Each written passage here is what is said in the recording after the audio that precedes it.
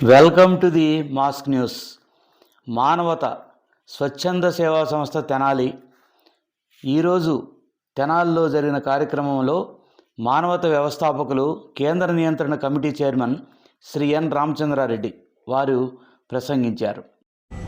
భారతదేశంలో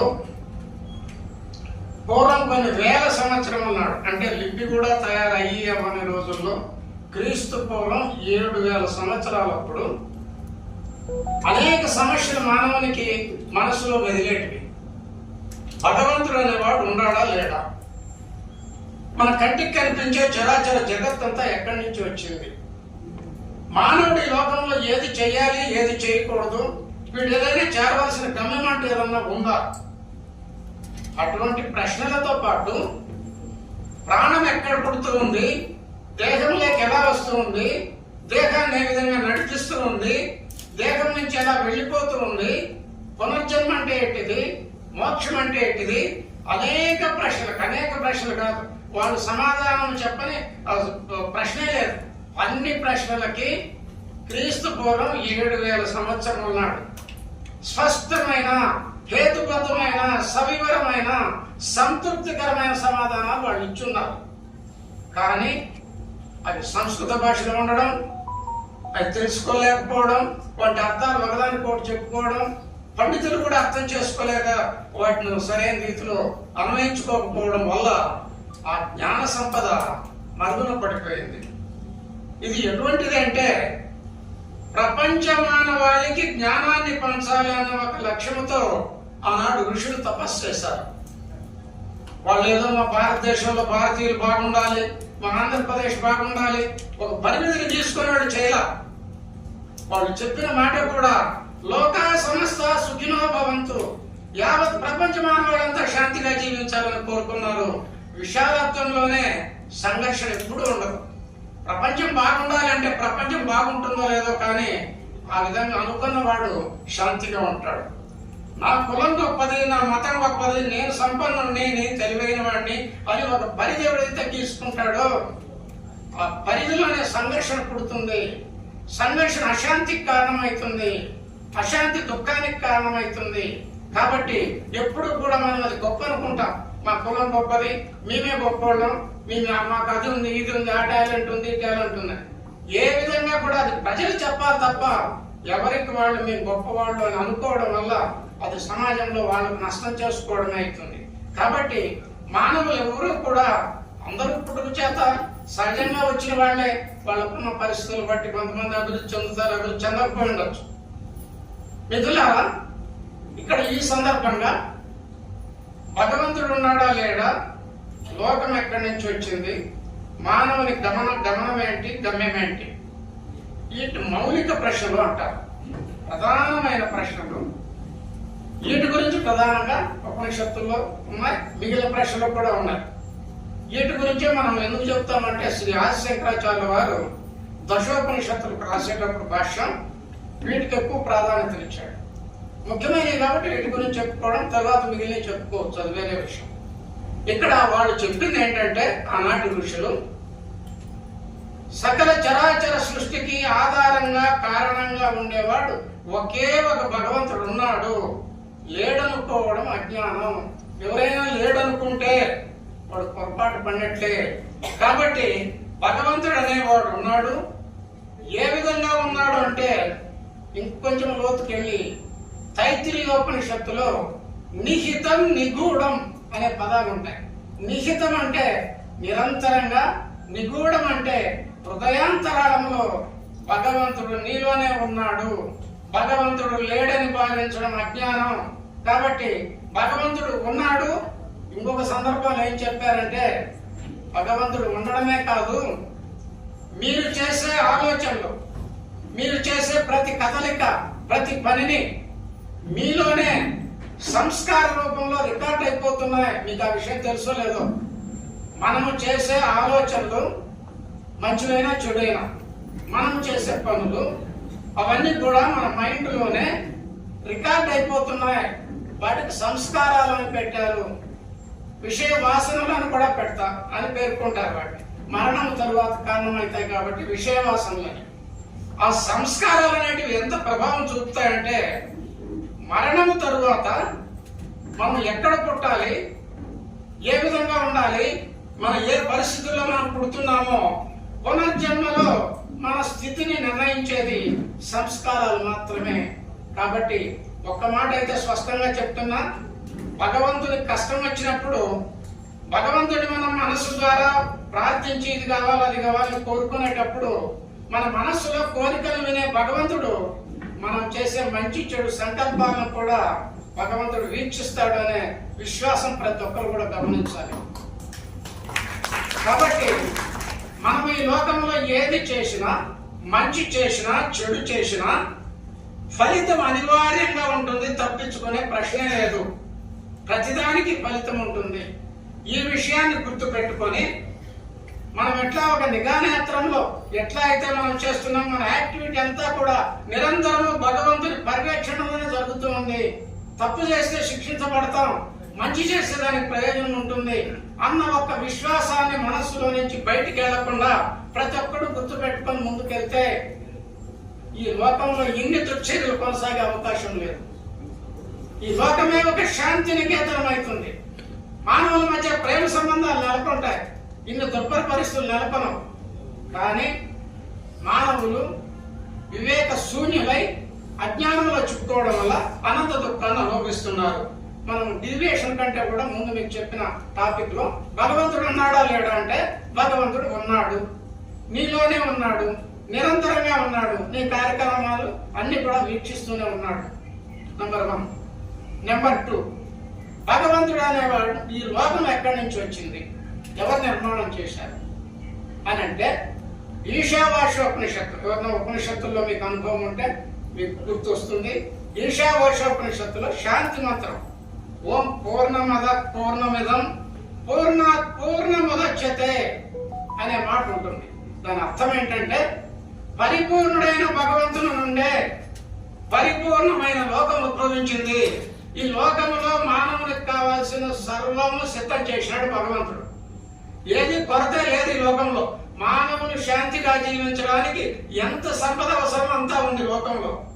మరి ఎందుకు ఈ ఆత్మహత్యలేంటి, హత్యలేంటి, దుర్మార్గాలేంటి, ఈ అశాంతి ఏంటి, భయం ఏంటి అంటే ఇవన్నీ కూడా మానవుని యొక్క అజ్ఞాన కారణం చేత ఇవన్నీ కూడా కొని తెచ్చుకుంటున్నాడు తప్ప ఈ లోకంలో ఏది కొరత లేదు. పుట్టిన పసిబిడ్డకి వానికి ఏ ఆహారం అవసరమో తల్లిలో అమృతాకారం సిద్ధం చేసిన వాడు ఇంతమంది జనాలకు ఆహారం సిద్ధం చేయడా?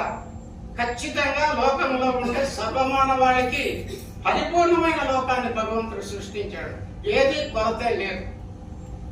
ఇకపోతే మానవునికి సంబంధించి ఏం చెప్పారంటే ఋషులు, భగవంతునికి మానవునికి ఏమైనా సంబంధం ఉందా అని ఆలోచిస్తే సర్వము వ్యాపించి ఉన్న భగవంతుడు ప్రతి మానవ హృదయంలో దివ్యాత్మ స్వరూపంలో ప్రకాశించుచున్నాడు.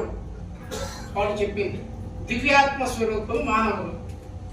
దివ్యాత్మ స్వరూపంలోనే ఎక్కడన్నా మీకు ఆధ్యాత్మిక ప్రసంగాలు చేసేటప్పుడు కొంతమంది ఓ దివ్యాత్మ స్వరూపులా అని ప్రసంగిస్తారు. కారణం ఏంటంటే మానవుని యొక్క స్వరూపం ఎప్పటికీ మారదు, శాశ్వతమైంది. స్వరూపం దివ్య స్వరూపం. ఏది దివ్య స్వరూపం అంటే శాంతి, ప్రేమ, ఆనందం, ఈ 3 లక్షణాలు ఉంటే అది మన యొక్క స్వరూపం. భగవంతుని యొక్క స్వరూపం మన కంటి ద్వారా భగవంతుడిని కాంచలేము. భగవంతుని స్వరూపం ఏంటంటే ఎక్కడ శాంతి నెలకొని ఉందో అక్కడ భగవంతుడు ఉంటాడు. ఎక్కడ మానవుల మధ్య పరస్పర ప్రేమ ఉందో అక్కడ భగవంతుడు ఉంటాడు. శాంతి ప్రేమలు ఎక్కడ ఉంటాయో అక్కడ ఆనంద స్వరూపుడైన భగవంతుని మానవుడు చేరగలుగుతాడు. అది భగవంతుని స్వరూపం. అదే స్వరూపం ఆత్మస్వరూపం. ఆత్మస్వరూపమే జీవాత్మ స్వరూపం. జీవాత్మ అంటే మానవుడు. ఇది ఈ చాందోగ్యోపనిషత్తులో తత్వమసి అనే పదం దగ్గర ఇది కూడా వస్తుంది. సయేషు అణిమాయతదాత్మామిదం సర్వం తత్సత్యం స ఆత్మ తత్వమసి ఓ శ్వేతకేతో అనే ఒక పదం ఉంటుంది. దాని అర్థం ఏంటంటే సూక్ష్మాది సూక్ష్మమైన ఆత్మ నుండే సకల జగత్తు ఉద్భవించింది. అదే సత్యం, అదే ఆత్మ, అదే నీవై ఉన్నావు. ఆత్మ భగవంతుడు వేరు కాదు, ఒకటే. జీవుడు భగవంతుడు కూడా వేరు కాదు, ఒక్కటే. మానవుడు కూడా దైవ సమానుడే. ఎక్కడ వేరుపడుతున్నాడు అంటే మానవుడు అజ్ఞాన కారణమనే అడ్డుగోడ చేత భగవంతుడు వేరు నేను వేరు అని భావిస్తున్నాడు. జీవాత్మ పరమాత్మ ఒక్కటే, భేదము లేదు అని అద్వైత సిద్ధాంతాన్ని ఆవిష్కరించిన వారు శ్రీ ఆదిశంకరాచార్య వారు. కాబట్టి మీకు దీంట్లో భగవంతుడు ఉన్నాడా లేడా అని ఇంకా కొంతమంది సందేహాలు ఉండొచ్చు. ఆయన ఏదో ఋషులు ఉన్నారు, మనం చూడాలి పెట్టలేదు. మీకు 2-3 ఎగ్జాంపుల్ చెప్తా. భగవంతుడి గురించి చెప్తే మీరు సెట్ అయినట్టు అన్ని విషయాల్లో కూడా. ఋషులు చెప్పిన మాట, సర్వము వ్యాపించిన భగవంతుడు ప్రతి మానవ హృదయంలో దివ్యాత్మ స్వరూపంలో ప్రకాశిస్తున్నారని వాళ్ళు పేర్కొంటే, శ్రీ ఆదిశంకరాచార్య వారు క్రీస్తు శకం 8వ శతాబ్దంలో కేరళ రాష్ట్రంలో జన్మించిన ఆదిశంకరాచార్య వారు ఏం పేర్కొన్నాడు అంటే జీవాత్మకు పరమాత్మకు భేదమే లేదు. ఆయన కూడా ఆత్మను భగవంతుడిని రెండింటిని ఎస్టాబ్లిష్ చేశాడు ఆదిశంకరాచార్య అద్వైత సిద్ధాంతం. ఆ తరువాత కాలంలో వచ్చిన స్వామి వివేకానందుడు, మీకు చాలా మంది భక్తులు ఉంటారు వాళ్ళకి. స్వామి వివేకానందుడు ఏం చెప్పాడంటే, మీలో నిద్రాణమై ఉన్న ఆత్మగా జాగృతం చేస్తే మీ నుంచి అనంత శక్తి వెలువడుతుంది, మీరేదో అల్పులు అదములు అని మీరు భావించకండి అని ఒక సందర్భంలో చెప్తూ, ఇంకొక సందర్భంలో అంటాడు స్వామి వివేకానందుడు, మానవులంతా ఒకే భగవంతుడి సంతానం, మీరు సర్వశక్తిమంతులు. ఈ ఉపనిషత్తులు ఇచ్చే జ్ఞాన సంపద భారతీయులకు మాత్రమే పరిమితం చేయకండి. ప్రపంచవ్యాప్తంగా ఉండే మానవాళ్ళంతా కూడా ఈ జ్ఞాన సంపదను గ్రహించి ఏదో ఒకనాడు ప్రపంచం కూడా, యావత్ ప్రపంచం భారతదేశం వైపు చూడాలి. అంత జ్ఞాన సంపద ఋషులు ఇచ్చారు, దీన్ని మీరందరూ కూడా పొందాలి అని చెప్పి స్వామి వివేకానందుడు అన్నాడు. ఇదే అంశాన్ని తరువాత కాలంలో రమణ మహర్షి వచ్చిన ఆయన ఏం చెప్పాడంటే, నిన్ను నువ్వు తెలుసుకో, నువ్వెవరో నీ స్వరూపాన్ని నువ్వు తెలుసుకో. ఒక్కటే మాట, ప్రసంగాలు లేవు, ఎవరికి చెప్పడం లేదు, ఏం లేదు. ఎవడు పోయి స్వామి ఏంటంటే నిన్ను నువ్వు తెలుసుకో, ఒక్క మాటే. అంటే నీ స్వరూపాన్ని నువ్వు తెలుసుకో అంటే మానవుడు చేసే ప్రతి పని కూడా, వేసే ప్రతి ఆలోచన, ప్రతి అడుగు కూడా అది శాంతికి సంబంధించి ఉండాలి, అది ప్రేమకు సంబంధించి ఉండాలి, అది ఆనంద స్వరూపుడైన భగవంతునికి సంబంధించి ఉండాలి. వాటికి వ్యతిరేకంగా ఉంటే మనం చిక్కుల్లో పడతాం. కానీ ఈరోజు జరుగుతున్నది ఏంటంటే, ప్రతి మానవుడు శాంతి కావాలంటున్నాడు, ప్రేమ కావాలంటున్నాడు, ఆనందం కావాలంటున్నాడు. కానీ అనుభవించేది అశాంతి, ద్వేషము, దుఃఖము, వాటికి వ్యతిరేకమైన భావంలో అల్పమైన విషయాల్లోకి వెళ్ళి విలువైన జీవితాన్ని వ్యర్థం చేసుకుంటున్నాడు. దీనికి కారణం ఏంటంటే మీకు చిన్న విశ్లేషణ చెప్తాం. సర్వము వ్యాపించిన భగవంతుడు ప్రతి మానవ హృదయంలో దివ్యాత్మ స్వరూపంలో ప్రకాశిస్తున్నాడు అన్నాం కదా. దానికి ఉపనిషత్తులు కూడా కొన్ని శ్లోకాల్లో ఎస్టాబ్లిష్మెంట్ ఎలా ఇచ్చినాయంటే, శ్వేతాశ్వతుల ఉపనిషత్తు మీకు ఎవరికైనా పరిచయం ఉంటే దాంట్లో ఉంటుంది. ఆత్మ ఎంత ఉంటుంది మనలో, భగవంతుడు అంశం మనలో ఉంది, అది ఎంత పరిమాణం ఉంటుందంటే వరాగ్ర శతభాగశ శతద కల్పిత శచ భాగో జీవక్ సవిచ్ఛేయస అనంతాయ కల్పతే. అంటే ఒక చిన్న వెంట్రుకను తీసుకొని 100 భాగాలు చేయండి, ఒక ముక్కను తీసుకొని మళ్ళీ 100 భాగాలు చేయండి, ఎంత పరిమాణం ఉంటే అంత ఆత్మ ఉంటుంది అని దాని అర్థం. అది వెంట్రుక అంటే అర్థం కాదు కాబట్టి ఒక నీటి బొట్టును తీసుకొని 10,000 భాగాలు చేస్తే ఒక భాగం ఎంత ఉంటుందో అంత ఆత్మ పరిమాణం ఉంటుంది. అందువల్ల ఆత్మను భౌతిక నేత్రాల ద్వారా దర్శించలేము, పరికరాల ద్వారా కూడా గ్రహించలేము. ఎవరికి వాళ్ళు అనుభవించవలసిందే. ప్రేమ, శాంతి ఏ విధంగా ఒక రూపం లేకుండా ఉంటాయో అదే విధంగా భగవంతుని కూడా ఎవరికి వాళ్ళు అనుభవించాలని ఉపనిషత్తులు స్పష్టం చేస్తున్నాయి. ఉపనిషత్తులు ఇంకొక అంశాన్ని ఏం చెప్తారంటే, ఎక్కడ ఆత్మ నెలకొని ఉంది అనేది కూడా ఉపనిషత్తుల్లో ఇచ్చిన ఆత్మకు సంబంధించినంత సమాచారం మీకు ఎక్కడా లభించదు. వాళ్ళు ఎంత ఇచ్చినారు అంటే, ఆత్మ అనేది ఎక్కడ ఉంటుంది మనకు అంటే నాభికి జానుడి పైన శబ్దము చేసే హృదయానికి కుడి వైపున కేంద్రంలో ఇక్కడ ఆత్మ నెలకొని ఉంటుంది. ఇది ప్రశ్నోపనిషత్తు మీకు ఎవరికైనా పరిచయం ఉంటే ప్రశ్నోపనిషత్తులో హృదిఘేష ఆత్మ అత్రై తదేక శతం నాడినాం తాసాం శతం శతమేకైకశ్యాం ద్వాసప్తతి ప్రతి శాఖనాడి సహస్రాణి భవంత్యాసు వ్యానచ్చరతి అనే శ్లోకం ఉంటుంది. దాని అర్థం ఏంటంటే హృదయంలో 101 నాడులు, ప్రతి నాడికి 100 శాఖానాడులు, ప్రతి శాఖానాడికి 72,000 ఉపనాడులు. ఇవన్నీ కూడా క్యాలిక్యులేట్ చేస్తే క్యాలిక్యులేటర్ తీసుకొని 72,72,00,000 వస్తాయి. ప్రతి మానవుల్లో కూడా ఈ ఆత్మ ఎక్కడుందో ఆత్మ నుంచి నాడుల ద్వారా మనస్సుకు ప్రతి విషయంలో నిరంతరము ఆదేశాలు, అనుభవాలు కలుగుతూనే ఉన్నాయి. మీరు తప్పు చేయబోయేటప్పుడు మీకు పక్కన వాడు చెప్పనవసరంలే, మీ అంతరంగంలోని దివ్య స్వరూపమైన ఆత్మ నుంచే ఆ విధంగా చేయొద్దు, తప్పు చేయొద్దు అని మీకే వారించే పరిస్థితి మీలోనే ఉంటుంది. కాబట్టి మీ ఆత్మే మీకు సాక్షిభూతమై ఉంది. కాబట్టి మీరు ఆ భగవంతుడు లేడు అని అనుకోనవసరం లేదు. కాబట్టి ఆ 72,72,00,000 నాడులకి కొంతమంది చెప్తారు, కొంతమంది డాక్టర్స్ ఇట్లా అది కాదని అనొచ్చునేమో, చెప్పలేను. కానీ దానికి ఏం చెప్తారంటే ఇక్కడ హార్ట్ బీట్ డాక్టర్లు చెప్పేది ఒక యవ్వన ఆరోగ్యవంతునికి 72 టైమ్స్ హార్ట్ బీట్ ఉండాలి. ఇక్కడ కూడా 72,72,00,000 నాడులు, 7+2 7+2 9. అందుకని కాళ్ళకు వాటికి నంబర్లు తీసుకునే వాళ్ళు కూడా 9 నంబర్ కోసం లక్షలు ఖర్చు పెట్టి తీసుకుంటూ ఉంటారు. దానికి అటాచ్మెంట్ ఉందన్నమాట. కాబట్టి ఇక్కడ హృదయం శబ్దం చేస్తూ ఉందంటే ఇక్కడ నాడులు భగవంతుడు ఉన్నాడు. కాబట్టి ఆ భగవంతుడిని శబ్ద రూపంలో హృదయం శబ్దం చేస్తుంది. ప్రతి హృదయం స్పందన కూడా మీ ఆయు క్షీణాన్ని ఎరుపు చేస్తుంది. ఇక్కడ శబ్దం చేస్తుందంటే ఊరికే చేస్తుందని మనం అనుకుంటున్నాం. పుట్టిన క్షణం నుంచి ఆవిరి వలె ఆయువు తరిగిపోతూ ఉంది. ప్రతి హృదయ స్పందన కూడా ఆయు క్షీణాన్ని ఎరుపు చేస్తూ ఉంది. బెల్లు కొట్టినట్టుగా మీకు టైం అయిపోతుంది, మంచి పనులు ఏమైనా ఉంటే చేసుకోండి అని చెప్పి ఎరుపు చేస్తూ ఉన్నా మనం అనవసరమైన విషయాల్లో కల్పించుకొని విలువైన జీవితాన్ని వ్యర్థంగా కొనసాగించేస్తున్నాం. దీనికి కారణం ఏంటంటే సూక్ష్మాతి సూక్ష్మమైన ఆత్మను ఆవరించిన అజ్ఞాన కారణం. అజ్ఞానము అంటే దేశేంద్రియ మనోబుద్ధులు ఏర్పడిన తర్వాత, ఇక్కడ చిన్న అర్థమైతే లేదో ఒక మాట మళ్ళా చెప్తాను. సూక్ష్మాతి సూక్ష్మమైన ఆత్మ జీవాత్మక అంటే మానవ రూపం దాల్చినప్పుడు మనస్సు, ఇంద్రియాలు, బుద్ధి, దేహేంద్రియ మనోబుద్ధులు ఇవి రావడం వల్ల ఈ మూడు కూడా ఏం చేస్తున్నాయంటే 3 రకాలైన అజ్ఞానం వైపు తీసుకెళ్ళిపోతున్నాయి. ఏ విధంగా తీసుకెళ్తున్నాయి అనేది మీకు కొంచెం విశ్లేషణ చెప్తాను.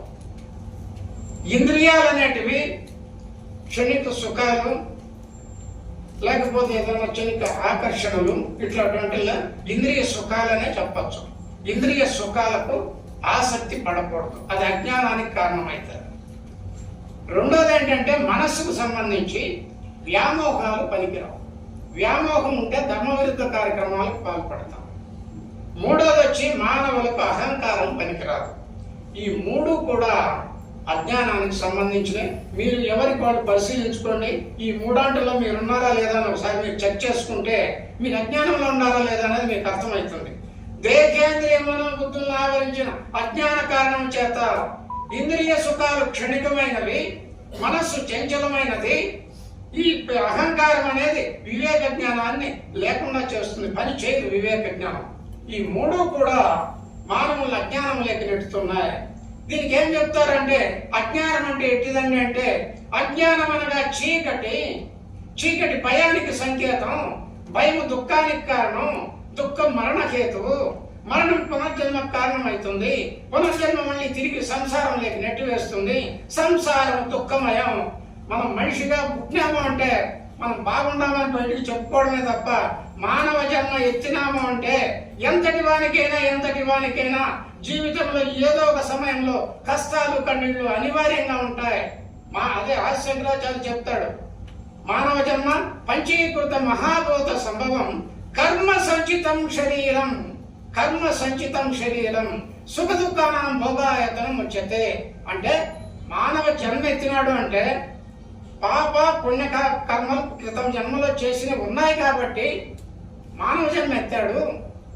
కాబట్టి కొన్ని పుణ్యఫలాలు అనుభవించినా కూడా కొన్ని సంతోషాలు ఉన్నప్పటికీ కూడా దుఃఖం కూడా అనివార్యంగా ఉంటుంది. సుఖ దుఃఖానం భోగాయతనం ఉచ్యతే. ఎవడు కూడా లోకంలోకి వచ్చిన తర్వాత వాడు ఎంత గొప్ప పండితుడైనా, ఎంత కోటీశ్వరుడైనా, ఎంత ఆర్జించినా, ఎంత తెలివితేటలున్నా కూడా కష్టం లేకుండా జీవితంలో నేను అంతా సుఖంగా ఉన్నాను, నాకేమీ లేదని చెప్తే అది వాస్తవం కానే కాదు. ఎంతటి వానికైనా ఏదో ఒక సమయంలో జీవితంలో కష్టాలు కన్నీళ్లు అనివార్యం.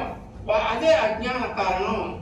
కాబట్టి అజ్ఞానాన్ని మనం జయించగలిగితే మన జీవితం ఎప్పుడో మారడం కాదు, మరుక్షణం నుంచే నూతన దృక్పథంలో పయనిస్తుంది. ఒక మాట అంటుంది ఉపనిషత్తు, అహంకారం ఉంది కదా, వానికి వివేక జ్ఞానం పనిచేయదు. అహంకారికి వాడు అహంకారం విడిచిపెడితే ఇది మంచిది కాదు, అహంకారం పనికిరాదు మనకి అని ఏ క్షణంలో అనుకుంటాడో ఆ క్షణంలో ఇంతవరకు చూసిన లోకం వేరు, అహంకారం విడిచిన మరుక్షణమే ఈ లోకం అతనికి నూతనంగా దర్శనమవుతుంది. కాబట్టి లోకంలో పొరపాటు లేదు, మన ఆలోచనలోనే పొరపాటు ఉంది. కాబట్టి ఇక్కడ అజ్ఞానానికి కారణమైన సింపుల్ గా 2-3 విషయాలు చెప్పి క్లోజ్ చేసేస్తాం. ఒకటి, ఇంద్రియ సుఖాలు క్షణికమైనవి, సత్య ధర్మాలకు దూరం చేస్తాయి, దుఃఖానికి కారణమవుతాయి. ఉపనిషత్తు ఏమంటుందంటే సుఖాన్వేషణ ఎవడైతే కోరుకుంటాడో వాడు ఖచ్చితంగా దుఃఖాన్ని అనుభవించి తీరాలి, తప్పించుకునే ప్రశ్నే లేదు. మనిషి మధ్యాహ్నప్పుడు ఉదయం బయటకు వెళ్ళేటప్పుడు వాని నీడ ఎట్లా అనుసరిస్తుందో మొదట సుఖాన్ని అనుభవిస్తాడు, తరువాత దుఃఖాన్ని కూడా అనుభవించి తీరాలి. సుఖాన్ని కోరుకోవద్దు. ఒకవేళ మీకు ఉంది తినండి, కారు కొనే శక్తి ఉంది కొనండి, తప్పనడం లేదు. లేని వాటికి ఎంపలాడి తెచ్చుకోవడం వల్ల జీవితంలో కష్టాలు తెచ్చుకుంటాం. ఉంటే మంచి తిండి తినండి, లేకపోతే గంజినీళ్ళు తాగండి. భగవంతుడు ఆ శక్తి ఇచ్చినాడు. గంజినీళ్ళు తాగేవాడికి ఆరోగ్యంగా బాగుంటుంది. రుచికరమైన ఆహారం కంటే కూడా గంజినీళ్ళు తాగేవాడు ఆరోగ్యంగా ఉంటున్నాడు. చాప మీద పండుకునేవాడు గురకలు పెట్టి నిద్రపోతూ ఉంటే ఈయనకి రేయంతా కూడా నిద్ర పట్టడం లేదు సంపన్నులకి.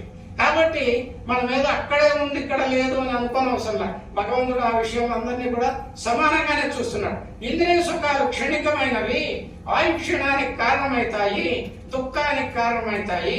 కాబట్టి ఆ ఇంద్రియ సుఖాలు అనేటివి వివేక జ్ఞానాన్ని కప్పివేస్తున్నాయి. ఆ వివేక జ్ఞానం పనిచేయడంలో భగవంతుడు ఇచ్చిన జ్ఞానం కప్పివేయబడుతుంది. ఇక రెండో అంశం ధన వ్యామోహం. ప్రధానంగా వ్యామోహం అంటే ఏదైనా అవ్వచ్చు. ఇప్పుడు అందరినీ మానవులు బట్టి పీడించేది ఏంటంటే ధన వ్యామోహం. ఏం కావాలి ఏమిటంటే ధనం కావాలి, సుఖం కావాలి, అనుభవించడానికి ఆయువు కావాలి. ఇవే లక్ష్యాలు. వెంకటేశ్వర స్వామి దగ్గరికి పోయిన అదే పరిస్థితి, లడ్డు కొనడము, తినడము, అందరికి పంచడము, నేను తిరుపతి పోయించినానని చెప్పడము. చేసే పనుల్లో మంచి శుద్ధి ఉండదు. ప్రసాదం తినే దగ్గర మాత్రం చాలా జాగ్రత్తగా తినడం పంచడం ఉంటుంది. కాబట్టి మనం చేసేటప్పుడు ఏ పని చేసినా కూడా ధర్మ విరుద్ధమైన కార్యక్రమాలు పాల్పడకూడదనే ఒక నియమం పెట్టుకొని మనం ఏ పని చేసినా కూడా తప్పు లేదు. ధన వ్యామోహం ఎటువంటిది అంటే దాంట్లో మళ్ళీ ఇన్ని చెప్తుంటే మీకు సమయం ఎక్కువైతుందని నేను కట్ చేస్తున్నా. ఒక ఉపనిషత్తుల్లో నసంపరాయ ప్రతిభాతి బాలం ప్రమాద్యంతం విత్తమ హేనమూడం అయం లోకో నాస్తి పరయితిమాని పునర్వశమాపద్యతేమే. అక్కడ ముఖ్యాధిపతి అంటాడు, ఈ లోకంలో పారమార్థిక చింతన లేని వానికి ఈ లోక విషయాలే సత్యంగా కనిపిస్తాయి. ధనం లేకపోతే విలువ లేదు, ధనం ఉంటేనే దేనైనా సాధించవచ్చు, ధనం లేకపోతే మన గౌరవం ఉండదు, విలువ ఉండదు, ఇటువంటి అనేక మంది అనుకుంటూ ఉంటారు. అది భ్రమ మాత్రమే. ధనం అధికమైతే దానివల్ల వచ్చే కష్టాలు ఏంటంటే ధనం అధికమైతే సంపద వలను సంపద లేని వలను భయం ఆవరిస్తుంది. ఉపనిషత్తులు రాసిన మాట చెప్తున్నా. సంపద అధికమైన సంపద తినడానికి ఒక పూటకు డబ్బు లేకపోయినా భయం పట్టుకుంటుంది. కానీ ఇక్కడ ఒక చిన్న తేడా ఏంటంటే ఈ లేక రెండో పూటకు లేనివాడు ఎవడో వాడు ఇంత పెడితే తిని ఆ పూటకైతే హాయిగా నిద్రపోతాడు. ఈ సంపన్నులకి నిద్ర పట్టడం కూడా కష్టమే. ఎందుకంటే ఆ సంపన్నుడు అంటే మీరన్నా మన సుబ్రహ్మణ్యం లాంటి వాళ్ళు అనుకోకండి. ఆయన పాపం చాలా మందికి ఉద్యోగాలు ఇచ్చినారు, వాళ్ళ సంపద వేరు. సమాజానికి ఉపయోగపడే సంపద గురించి నేను చెప్పడం లేదు. జనరల్ గా సంపద అనేది సంపద వలను సంపద లేని వలను భయం ఆవరిస్తుంది. సంపన్నుడు హాయిగా నిద్రించలేడు, సంపన్నునికి అకాల శత్రువులు తయారవుతారు. అంతేకాకుండా వీడు సంపాదించుకుంటూ కూర్చొని ఉంటే ఇంద్రియ కుటుంబ సభ్యులందరూ కూడా సుఖభోగాల్లో తేలియాడి విలువైన జీవితాన్ని వ్యర్థం చేసుకుంటారు.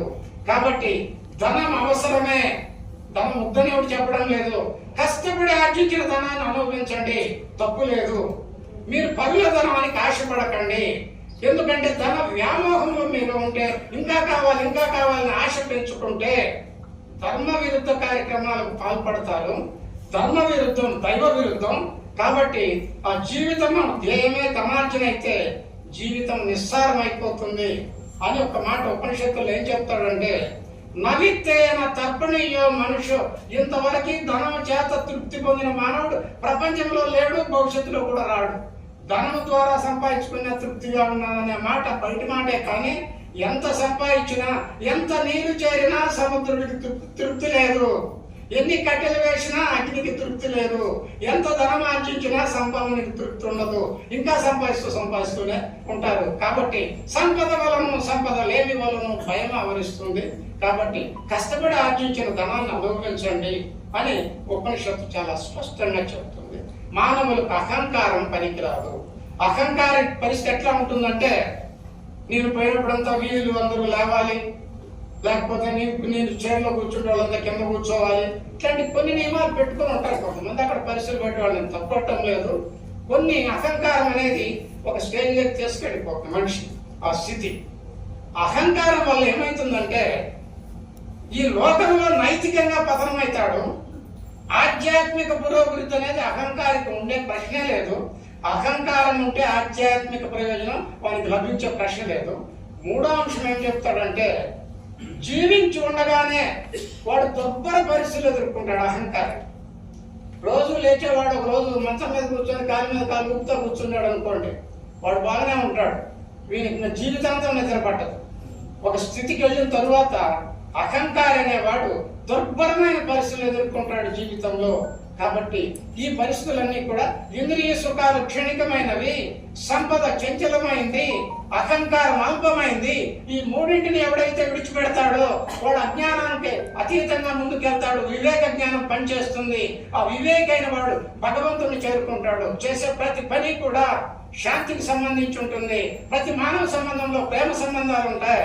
ప్రతి మానవ జీవితం శాంతి ప్రేమానందాలతో పరిపూర్ణమవుతుంది అని ఉపనిషత్తులు స్పష్టం చేస్తున్నాయి. మిత్రులారా, ఇప్పటికే చాలా సమయం అయిపోయినట్టుంది. ఎవరు నాకు యాక్షన్ ఇవ్వలేదు, కానీ చివరి శ్లోకం చెప్పి ముగించేస్తున్నాను. ఎందుకంటే మీకు ఇష్టమైనది లాస్ట్ టైం చెప్పినా నాకు గుర్తుంది, మీరు మర్చిపోయింటారు కాబట్టి మళ్ళీ గుర్తు చేస్తాను. చివరి శ్లోకం ఏంటంటే, ఈ లోకంలో ఆర్జనలు, అనుభవాలు, ఇవన్నీ కూడా బంధాలు, అనుబంధాలు ఎన్నో పెరవేసుకుంటూ పోతున్నాం. వెనక్కి తిరిగి చూడడం లేదు మనం. ఇదే ప్రశ్న నచికేతుడు అనే బాలుడు 12 సంవత్సరాల వాడు మృత్యాధిపతిని ప్రశ్నిస్తాడు. మానవుడు మరణించిన తర్వాత ఏమైపోతాడు, ఎక్కడికి వెళ్ళిపోతాడు, నీకు తెలుసు దానికి సమాధానం, చెప్పాలి దానికి సమాధానం అని అడిగితే, అది సూక్ష్మమైంది, గోప్యమైంది, చెప్పినా అర్థం కాదు. అదెందుకు అడిగినా ప్రాణం తీస్తావు నువ్వు?